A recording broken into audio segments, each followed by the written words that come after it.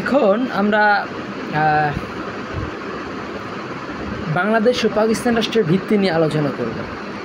পাকিস্তান রাষ্ট্রটা হয়েছিল একটা জিন্নার নেতৃত্বে এবং বলা হয় যে তিনি একজন নামকরা ব্যারিস্টার ছিলেন, ইংল্যান্ডেও তিনি ব্যারিস্টারি করেছিলেন এবং তিনি পাকিস্তানকে একটা কেস হিসেবে নিয়েছিলেন, একটা যুক্তির ভিত্তিতে পাকিস্তান রাষ্ট্রটা হয়েছিল এবং সেই যুক্তিতে সমগ্র ভারতব্যাপী, যেহেতু পাকিস্তান রাষ্ট্রটা সেই খাইবার থেকে বার্মা পর্যন্ত পাকিস্তান রাষ্ট্রের বিস্তৃতি ছিল, একদিকে ছিল ত্রিপুরা, একদিকে ছিল আসাম, একদিকে ছিল সে ইরান, তার মানে পাকিস্তান একটা মানে বিশাল ভিত্তি নিয়ে পাকিস্তান রাষ্ট্রটা হয়েছিল। কিন্তু বাংলাদেশ রাষ্ট্রটা যখন তৈরি হয় তখন বাংলাদেশের যে ম্যাপটা করা হয়েছিল সেই ম্যাপটা ছিল পাকিস্তানের পূর্বাংশ। জনসংখ্যায় পাকিস্তানের 56%, কিন্তু আয়তনে পাকিস্তানের মাত্র 1/4। তাইলে প্রচণ্ড জনবহুল একটা রাষ্ট্র নিয়ে বাংলাদেশ রাষ্ট্রটা যখন ইমোশনালি আগেই যাচ্ছিল তখন কিন্তু বলা হয়েছিল যে আমরা স্বায়ত্তশাসন চাই, স্বাধীনতা নয়। তো এই কথাটার উপরে ভিত্তি অনেকেই বলে যে আমরা স্বায়ত্তশাসন চেয়েছিলাম, স্বাধীনতা আমাদের উপর চাপিয়ে দেওয়া হয়েছিল। মানে এই যে বাঙালিরা যখন দেখা গেল যে পাকিস্তান রাষ্ট্রটা যখন গঠিত হয় তখন একদল উদ্দীপ্ত কবি, সাহিত্যিক, লেখক, রাজনীতিবিদ পাওয়া গেছিলো যারা পাকিস্তান রাষ্ট্রের দায়িত্ব বুঝে নিতে, পাকিস্তান রাষ্ট্রটাকে চালানোর জন্য উদ্গ্রীব। কিন্তু বাংলাদেশ রাষ্ট্রটা যখন হইল তখন কিন্তু দেখা গেল যে প্রথমেই একটা দুর্ভিক্ষের সম্মুখীন হলো বাংলাদেশ এবং তারপরে একটা একদলীয় বাকশাল শাসনের আন্ডারে চলে গেল এবং উদ্দীপনার অভাব দেখা গেল, যে রাজনীতিটা অনেকখানি সহিংস হয়ে পড়লো এবং বাংলাদেশ রাষ্ট্রটা যেহেতু একটা যুদ্ধের মাধ্যমে হয়েছিল আর পাকিস্তান রাষ্ট্রটা হয়েছিল আলোচনার টেবিলে। পাকিস্তান রাষ্ট্রের জন্মের সাথে ব্রিটিশরা প্রত্যক্ষভাবে জড়িত ছিল, আর বাংলাদেশ রাষ্ট্রের জড়িতের সাথে ব্রিটিশ আমেরিকান যারা ছিল সাংবাদিক ছিল তাদের সমর্থন ছিল, কিন্তু রাষ্ট্র হিসাবে আমেরিকানরা বাংলাদেশের বিরুদ্ধে দাঁড়িয়েছিল। আমেরিকা গণতান্ত্রিক রাষ্ট্রটা বাংলাদেশের বিরুদ্ধে দাঁড়িয়েছিল, রাষ্ট্রীয় যে আমেরিকান প্রশাসন বাংলাদেশের বিরুদ্ধে দাঁড়িয়েছিল এবং মুসলিম বিশ্ব বাংলাদেশের বিরুদ্ধে দাঁড়িয়েছিল। তো কাজেই এই পাকিস্তান রাষ্ট্রের ভিত্তি এবং বাংলাদেশের রাষ্ট্রের ভিত্তি, দুইটার ভিত্তি একটু আলাদা ছিল এবং বাংলাদেশ রাষ্ট্রের ভিত্তিতে দেখা যায় যে রবীন্দ্রনাথের অনেকখানি অবদান ছিল। বাঙালি জাতীয়তাবাদ যারা বিশ্বাস করতো তারা রবীন্দ্রনাথের যে স্বার্থপরতা, স্বার্থবুদ্ধি, এইগুলোর উপরে তাদের অনেকখানি আস্থা ছিল। আর পাকিস্তান রাষ্ট্র যখন তৈরি হয় তখন পাকিস্তান রাষ্ট্র 1930 সালে ইকবাল প্রস্তাব করেন। সেই প্রস্তাবে পাকিস্তান রাষ্ট্রটা একটা ব্রিটিশ সাম্রাজ্যের অধীনেই বা ব্রিটিশ সাম্রাজ্যের বাইরেই ইন্ডিয়ান সাবকন্টিনেন্টের ভিতরেই একটা ছিল, যে একটা ইউনিট তৈরি করার কথা ছিল পাঞ্জাব, সিন্ধু, বেলুচিস্তান এগুলোকে নিয়ে, যে নর্থ ইস্ট ফ্রন্টিয়ার প্রভিন্স এইগুলোকে নিয়ে, যে একটা 4টে প্রভিন্সকে একত্র কইরা একটা বৃহত্তর পাঞ্জাব বা বৃহত্তর একটা মুসলিম ইউনিট তৈরি করার কথা চিন্তা করতেছিলেন ইকবাল, যাতে করে মুসলিম কালচারটা বিকশিত হতে পারে। এবং এই 1930 সালে যখন তিনি ডিসেম্বরে এই প্রস্তাবটা করেন তার আগেই কিন্তু বিশ্বব্যাপী একটা লেখা প্রচণ্ডভাবেই বিখ্যাত হয়ে গেছিল, সেটা হলো বার্ট্রান্ড রাসেল। এবং বার্ট্রান্ড রাসেল এর সব লেখাই ইকবাল পড়তেন এবং বার্ট্রান্ড রাসেলের গুরু এবং ইকবালের গুরু দুজনে একই ছিল, সেটা হলো হোয়াইটহেড এবং ম্যাকটেগার্ট। এই দুজনেই কেমব্রিজের খুব বিখ্যাত লোক ছিলেন। হোয়াইটহেড, ম্যাকটেগার্ট এবং জিইমুর, এই তিনজনের লেখাই খুব বেশিভাবে পড়তেন ইকবাল। তো কাজেই বার্ট্রান্ড রাসেল যখন ওই সময় একটা প্রবন্ধ লিখলেন অন ইউথফুল সাইনিসিজম বা যুবকদের স্বার্থপরতা, তো যুবকদের স্বার্থপরতার যে যুক্তিগুলা বার্ট্রান্ড রাসেল দিয়েছেন প্রত্যেকটাই ফালতু যুক্তি। আসলে হলো গিয়ে ধর্ম থেকে, ধর্মীয় রাজনৈতিক যে সংস্কার থেকে পিছনে সরে যাওয়া, বিশেষ করে রুশো এবং লুথারের প্রভাবে প্রোটেস্ট্যান্ট ধর্মটা ইউরোপের ধর্মকে একেবারেই অস্তিত্বহীন করে দেয় এবং রুশো রাজনীতিকেই একেবারে অস্তিত্বহীন করে দেয়। একেবারে ধর্মীয় রাজনীতিক অস্তিত্বহীনতার ফলে ইউরোপে একটা নিহিলিজম দেখা দেয় এবং তার ফলে একটা সর্বগ্রাসী স্বার্থপরতা ইউরোপে দেখা দেয়। তো এই সর্বগ্রাসী স্বার্থপরতার বিরুদ্ধে ইকবালের পাকিস্তান প্রস্তাব ছিল একটা প্রতিবাদ, যাতে করে ভারতবাসী তার যে রাজনীতি, যে প্রচণ্ড উদ্দীপ্ত রাজনীতি, ধর্ম যেখানে একটা কার্যকর ভূমিকা রাখবে, রাজনীতি এখানে একটা কার্যকর ভূমিকা রাখবে, সেই দুইটাকেই প্রাধান্য দিয়ে ইকবাল রুশো এবং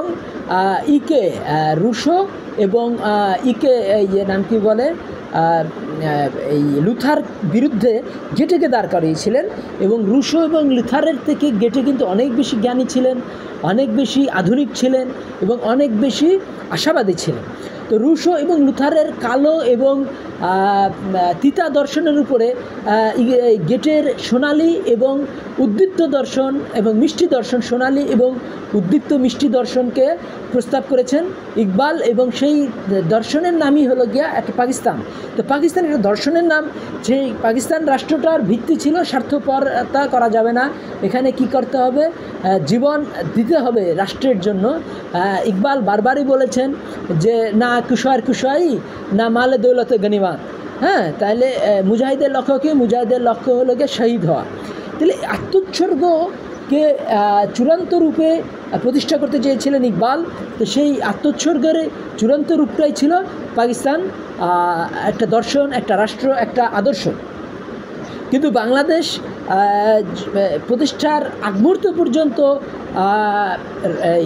নাম কি বলে ঘোষণা দেননি, এবং তাজউদ্দিনকে তিনি বলে যান যে পাকিস্তান তোমরা হরতাল ডাকো। তাহলে এই যে স্বার্থপরতাহীন যে পাকিস্তান রাষ্ট্র, তার বিরুদ্ধে সাহিত্য শাসনের যে আন্দোলন, সেইটাকেই পাকিস্তানের রূপ দেয় এই 25শে মার্চের গণহত্যার ফলে। এবং যেহেতু করে অনেকগুলা দিয়া, কিন্তু বলা হয় না যে এই জনগণ তাদেরকে পাকিস্তান রাষ্ট্রের ম্যান্ডেট দিয়েছিল, তাদেরকে সাহিত্য শাসনের ম্যান্ডেট দিয়েছিল, কিন্তু পাকিস্তান রাষ্ট্রের ম্যান্ডেট দেওয়া হয়নি। কিন্তু পরবর্তীতে বলা হয় যে ইপিআরের মাধ্যমে তিনি ঘোষণা দিয়েছেন, অমুক করেছেন, তমুক করেছেন। কিন্তু কোনো রাজনীতিবিদ, মানে বলিষ্ঠ রাজনীতিবিদ, বিশেষ করে তাজউদ্দিন বা এই কামরুজ্জামান বা মোস্তাক বা এই কাউকেই তিনি স্বাধীনতার ঘোষণার প্রতিলিপি বা অনুলিপি বা ওই যে আরেকজন ছিল মনসুর আলী বা সৈয়দ নজরুল, কাউকেই এই শেখ মুজিব স্বাধীনতার ঘোষণার কোনো আনুষ্ঠানিক বিবৃতি দিয়ে যাননি। তো কাজেই এই যে গোপনে তিনি দিয়ে গেছেন ইপিআরের মাধ্যমে, এই বিষয়গুলো একটা ধোঁয়াশার মধ্যে আজও রয়ে গেছে। তো কাজেই এই বাংলাদেশ রাষ্ট্রের অস্তিত্ব যখন বাংলাদেশ সংবিধানে করতে হয়েছে, তখন কিন্তু ফ্রেজিং করতে হয়েছে, তখন কিন্তু যেহেতু তারা আমাদের এই ক্ষমতা হস্তান্তর করে নাই, যেহেতু তারা বাঙালিদের উপর গণহত্যা করেছে, কিন্তু বলা হয়নি যে যেহেতু আমি স্বাধীনতার জন্য ম্যান্ডেট পেয়েছি বা আমি যেহেতু স্বাধীনতা ঘোষণা করি, আমি যেহেতু নির্বাচিত, আমি স্বাধীনতা ঘোষণা করছি। এইভাবে কিন্তু বাংলাদেশের সংবিধানে স্বাধীনতার প্রোক্লেমেশন জিনিসটা আসে না। তাহলে এই জিনিসটা আমাদের খেয়াল রাখতে হবে যে এই বাংলাদেশ রাষ্ট্রের যে যুদ্ধের মাধ্যমে হলো, কিন্তু সেই পাকিস্তান রাষ্ট্রের উদ্দীপনা কিন্তু আমরা গঠন করতে পারিনি। এবং উত্তর ভারতে একটা কথা বলা হয় যে এই বিল্ডিং, যে রাষ্ট্রের বিল্ডিংয়ের ভিত্তি এত মজবুত যে কেউ এসে ফট করে হিলিয়ে দিতে পারবে না। তার কারণ যে শুধু ইকবালই যে স্বার্থপরতাহীন তা না, তার পিছনে আরেকজন স্বার্থপরতাহীন ছিলেন, তিনি মির্জা গালিব। তার পিছনে আরেকজন স্বার্থপরতাহীন ছিলেন, তিনি মীর তকিমির। উত্তর ভারতের যে মুসলিম দর্শন, সেটা ইরানের দর্শন ছিল, এবং ইরানের দর্শনের পিছনে সাদিয়া রুমি ছিলেন, এবং সাদিয়া রুমিকে পৃথিবীর শ্রেষ্ঠ কবি বলেছিলেন কে? তিনি হলেন গিয়া গেটে। তাহলে আমাদের এই বিষয়গুলো খেয়াল রাখতে হবে যে গোটা পৃথিবীতে একটা যে ইউরোপিয়ান স্বার্থপরতা, বিশেষ করে ব্রিটিশ ফ্রেঞ্চ কলোনিয়ালিজম, স্বার্থপরতা, উপনিষেধবাদ, দেশ চুষে খাওয়া, সমস্ত যত ক্লিনজিং, এইসবের বিরুদ্ধে ইরান ছিল সভ্যতার রক্ষা কবচ। সেই ইরানের প্রশংসা করেছিলেন গেটে। জার্মান দর্শন গেটে বিশেষ করে কান্ট দ্বারা উদ্দীপিত ছিলেন, এবং কান্ট এবং ফিক্টে এদের দ্বারা উদ্দীপিত হয়ে গেটে যে প্রচণ্ড প্রস্তাবনা করেছেন, এবং ফিক্টে যে দর্শনগুলো লিখছিলেন, তো তখন কিন্তু ওয়াইমারের মন্ত্রী ছিলেন গেটে। তো গেটে বলছিলেন ফিক্টেকে যে আপনি যে কাজগুলো করছেন জাতি স্মরণ রাখবে।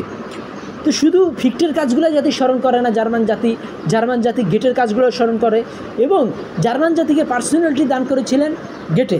এবং গেটে বলেছিলেন পূর্ব পশ্চিম এখন আর বিচ্ছিন্ন হওয়ার নয়, কারণ গেটে পূর্বের ভ্যালুজের সাথে পশ্চিমের টেকনোলজি এটা সমন্বয় ঘটিয়েছিলেন। এই জন্য জার্মানরা বলতো পশ্চিমাদের মধ্যে একমাত্র পার্সোনালিটি আছে জার্মানদের। তাহলে পাকিস্তান রাষ্ট্রে একটা পার্সোনালিটি ছিল, কিন্তু বাংলাদেশ রাষ্ট্র হওয়ার পর থেকে আমরা এর কোনো পার্সোনালিটি দেখতে পাচ্ছি না। আমরা লগি বৈঠার আন্দোলন দেখতে পাচ্ছি, গদি নিয়ে কারাকারি দেখতে পাচ্ছি, কিন্তু আমাদের এই গদি নিয়ে কারাকারির মধ্যেও আমরা দেখছি যে বাংলাদেশে শুধু কোর্টই ব্যর্থ হয়নি, আমাদের সেনাবাহিনীও ব্যর্থ হয়েছে।